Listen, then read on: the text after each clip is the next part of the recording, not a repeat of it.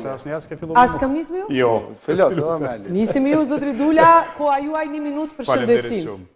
Faleminderit.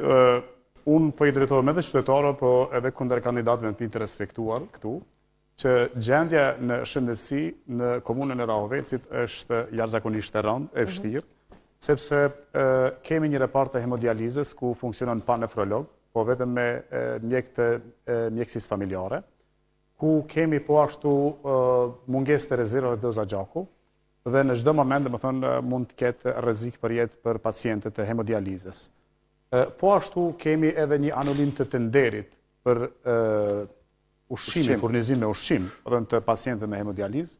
Kemi një repart të ginekologjisë, i cili është krejtësisht pa ginekolog. Pra, kemi pasur një ginekolog i cili ka kaluar në Spitalin Regional të Gjakovës Isa Grezda, dhe në momentet e saktuara, kur kemi rastet të lindjes, natyrisht që nuk ka ginekolog aty, kemi po ashtu laboratori i cili nuk ka fare analizat përpos analizave bazike biokimike, kemi 2 pediatër në QKMF-n e Rahovecit, i cili funksionon në drimin e pasdites nuk ka fare pediatër.